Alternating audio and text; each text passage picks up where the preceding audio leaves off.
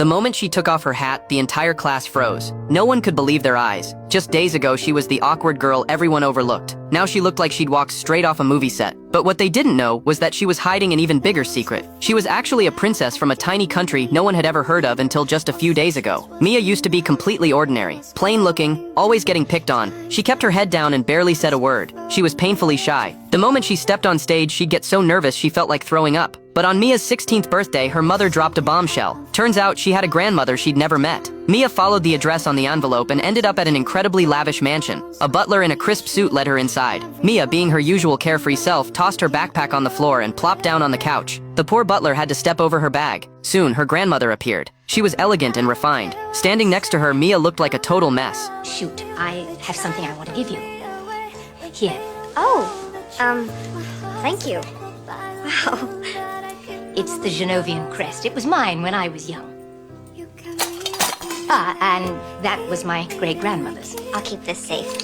I will take good care of it.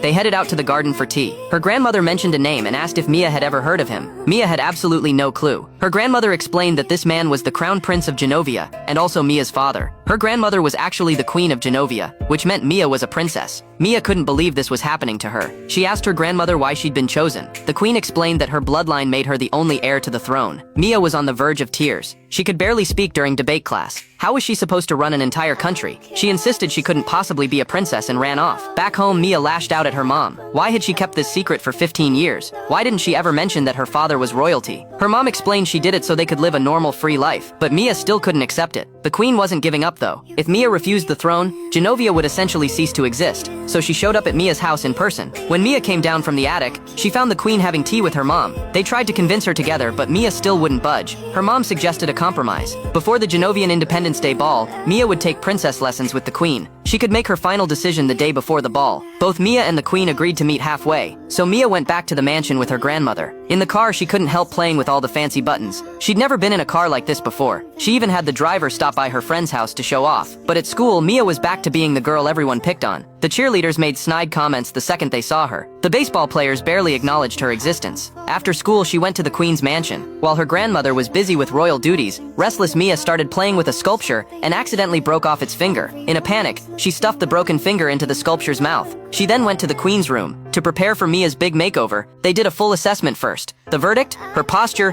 her hair, even her complexion, nothing met princess standards. She had beautiful big eyes, but her eyebrows were a wild, bushy mess. When walking in a crowd, one is under scrutiny all the time. So we don't slump like this.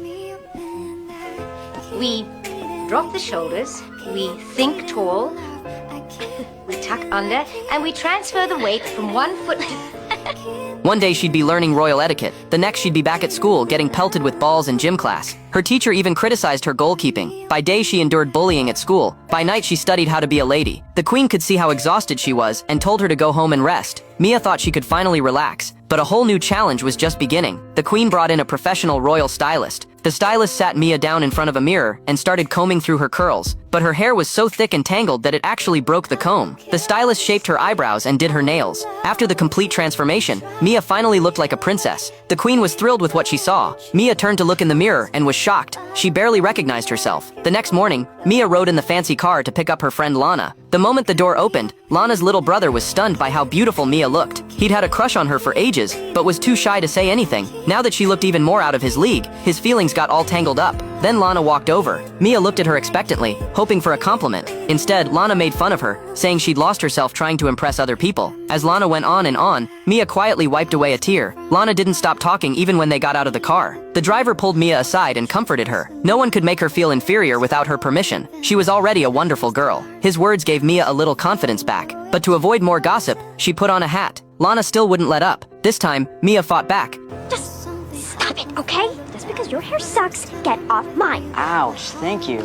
Michael, can you please pretend you have a life for just one moment? Lana was furious. She ripped off their friendship bracelet and swore they were done being friends. Not wanting to lose her, Mia ran after her and told her the truth. Once Lana heard the whole story, she realized she'd been wrong. She immediately linked arms with Mia, and just like that, they made up like nothing ever happened. They started chatting about princess stuff, but in class, another disaster struck. A girl sitting behind Mia reported her for wearing a hat, which broke the dress code. The teacher told her to take it off. Slowly, Mia removed the hat, revealing her sleek, gorgeous hair and a face that left everyone speechless. The whole class was stunned. They crowded around her, buzzing with curiosity and excitement. Just as Mia was getting overwhelmed, Lana stepped in and saved her. Mia shot her friend a grateful look. After school, Mia continued her lessons at the Queen's mansion. She was getting better and better, even starting to enjoy it. But then something huge happened at school. Students were huddled together whispering. Reporters with cameras were camped outside. The second Mia appeared, every lens turned toward her. Her secret was out. She was a princess, and there was no hiding it anymore.